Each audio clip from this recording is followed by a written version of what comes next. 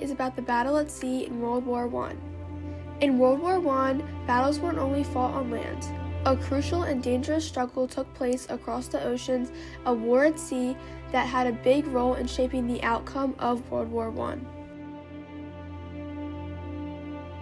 War at sea played a massive role in World War I.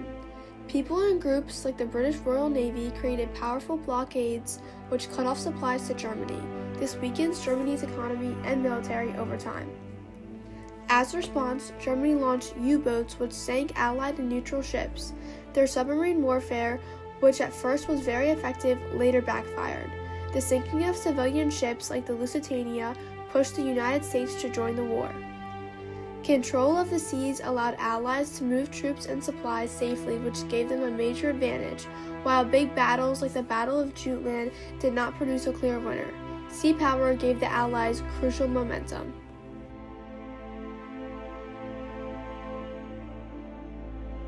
Many naval leaders helped shape the war at sea. On the British side, Admiral John Jessoyce and Admiral David Beatty commanded fleets in major battles, including the Battle of Jutland. Germany's navy was led by Admiral Reinhard Scheer. Admiral Alfred von Trips helped make the navy very powerful. Their strategy focused heavily on submarines and surprise attacks. When the United States joined back in 1917, Admiral William S. Sims took charge of defending convoys against U-boat attacks. Other key figures included Admiral Paolo van de Relvo of Italy and Admiral Anton Haas of Austria-Hungary. And leading the Ottoman Empire Navy was Admiral Wilhelm Schaaken, a German officer who brought the Ottomans into the conflict.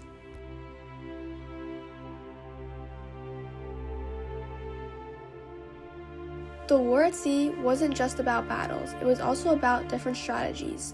Britain's blockades caused severe food and material shortages in Germany, affecting both the military and civilians. In response to Britain, Germany used submarine warfare, sinking both warships and innocent passenger vessels. The most infamous was the Lusitania, whose destruction helped turn public opinion against Germany.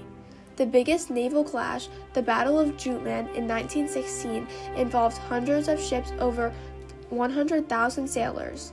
Though neither side claimed a clear victory, Britain's naval dominance continued.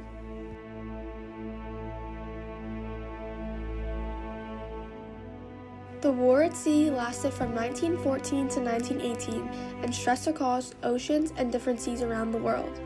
The North Sea was a key battleground between Britain and Germany, including the Battle of Jutland. In the Atlantic, German U-boats attacked supply ships heading to Europe, trying to starve the Allied resources. Later on, this failed. The Mediterranean saw fierce naval action between Italy and Austria-Hungary. Meanwhile, the Black Sea was a site of conflict between Russia and the Ottoman Empire. Even the Pacific and Indian Oceans were active, with Japan and Britain targeting German colonies to protect sea routes.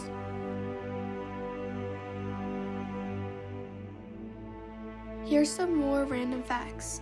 The sinking of the RMS Lusitania by U-boat U-20 in 1915 killed 1,198 people. This major tragedy was a very key event for the United States to join the war. The British Q ships were merchant ships with hidden guns. Even though they were relatively small, they were still very, very useful. The crew had about 60-70 men on one ship at a time. Over 230,000 naval mines were laid during World War I. There was about 50 to 100,000 military deaths on water and about 10 to 15,000 civilian deaths, mostly due to different submarine attacks. Also, as a response to U-boat threats, many merchant ships were equipped with guns and trained crews to defend themselves if they were to be attacked.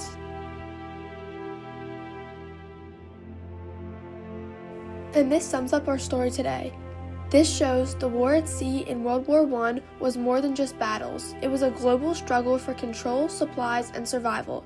It shaped nations, turned the tide of war, and proved power on the water is just as important as there is power on the land.